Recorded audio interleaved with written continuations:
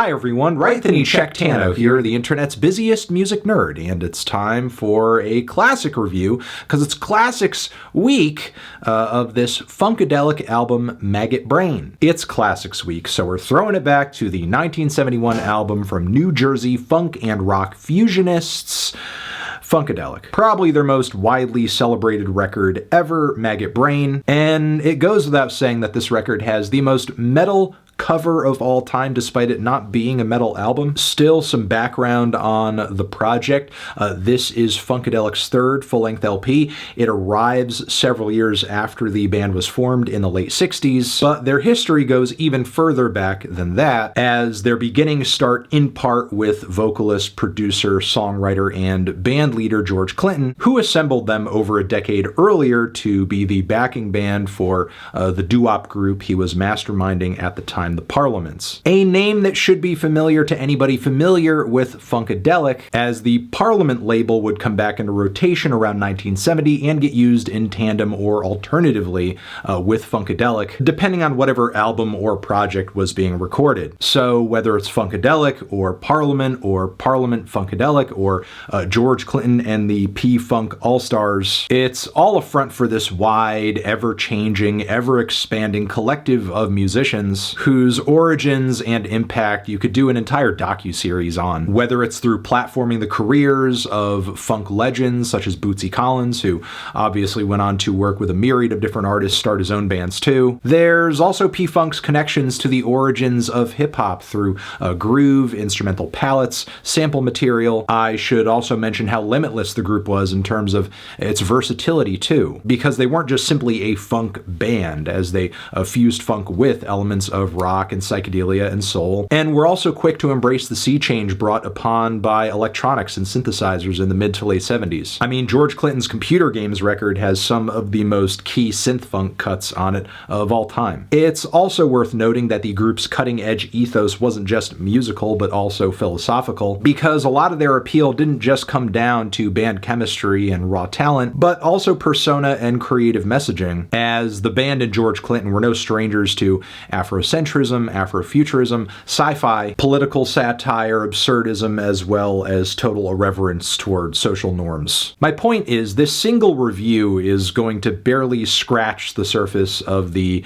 wild world that is Parliament Funkadelic, which is something I encourage you to take the plunge on at some point, as you can't really go wrong with any of the Funkadelic or Parliament records that dropped between 1970 and 1977. Now, Maggot Brain here sees the band in a somewhat early stage, a pretty straightforward one in fact. We're not quite at the point where we are spread eagle on a UFO flying across the galaxy. However, it's easy to see how we would get there after listening to this 7-track, 36-minute album, 10 minutes of which is eaten up by the massive opening title track, which is not exactly the start that one would expect from what is said to be one of the greatest funk albums of all time. We have a surreal poem, some echo delay, and a massive spotlit guitar solo. Yep, that's what it is, and it's still an ambitious tone setter. Though it's not the most technically flashy or sound solo of all time, it is expressive and passionate, reads like hot neon hues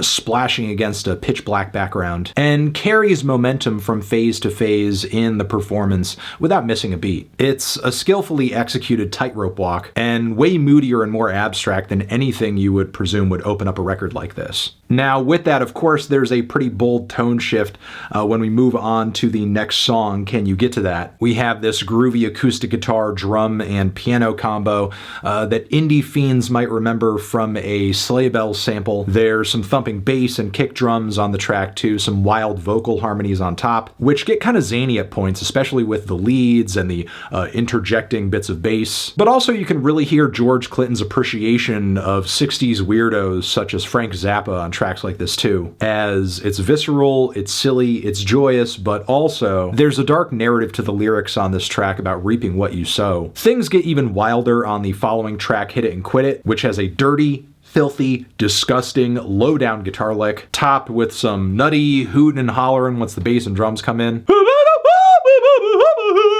The lead vocals on the track are pretty passionate too, really selling that hit it and quit it line with the slickness it deserves. I'm getting James Brown off this track, I'm getting Sly and the Family Stone, but with some more psychedelic undertones with that acid wash guitar. And once again, I am catching a bit of Zappa off this track too, specifically the track Willie the Pimp. But yeah, another short and to the point banger. Meanwhile, You and Your Folks, Me and My Folks has just about the fattest, chunkiest bass and drum combo I think I've heard on any funk record. It is just rotund. And it's rare on a record like this that you catch so much echo on the drums too. It's almost dubby. But yeah, the bass and drum combo on this track is like the birth of hip hop right there. Like I'm surprised this groove doesn't have more like sample examples outside of like the couple I could find from Killer Mike and Chris Rock. But yeah, outside of that groove, some great call and response vocals on the track, embellishments from the guitars and keys too. I mean, it's not jazz, but obviously it's still very much fueled off of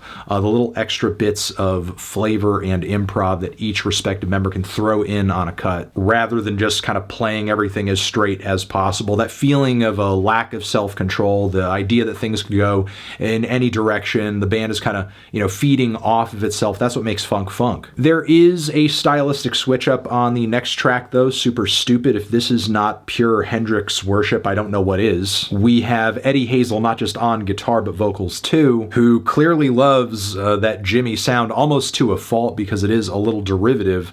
Not to say that the spirited tribute wasn't timely, as Hendrix just passed the prior year. Meanwhile, the lyrics on the track tell a very simple story of someone who's super stupid going to buy cocaine and they get sold heroin instead. We are back in funk territory on Back in Our Minds, which is really the complete opposite. The band is absolutely out of its mind on this one. This kooky, funky cut has the most overacted vocals on the entire record, with this persistent flexatone riffing throughout the entire song. Just some really cartoony, wild funk with,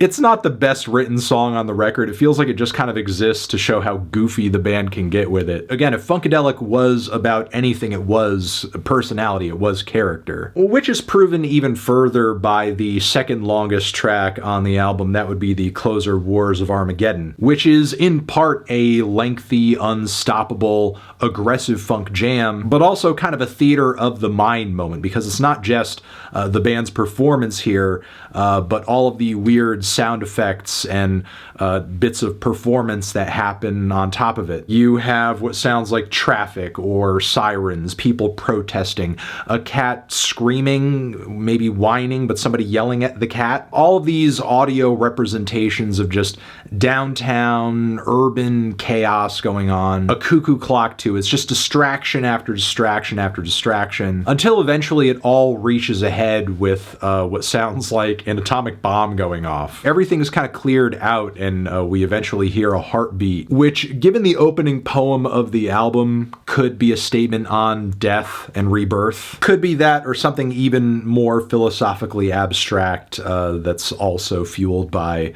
a lot of drugs, a whole lot of drugs. And there you go, that's how the album ends. It's not exactly the longest record in the world, but it does pack a punch in the short amount of time that it lasts. It is still quite out there and a journey in its own right. And that, in a nutshell, is Funkadelic's Maggot Brain. I hope you spin it, and many other albums in the Funkadelic and Parliament and George Clinton and Bootsy Collins and so on and so forth universe. Transition, have you given this album a listen? Did you love it? Did you hate it? What would you rate it? You're the best, you're the best. What should I review next? Hit the like if you like. Please subscribe and please don't cry. Hit the bell as well. Over here next to my head is another video you can check out. Hit that up or the link to subscribe to the channel. Anthony Fantano, Funkadelic, forever.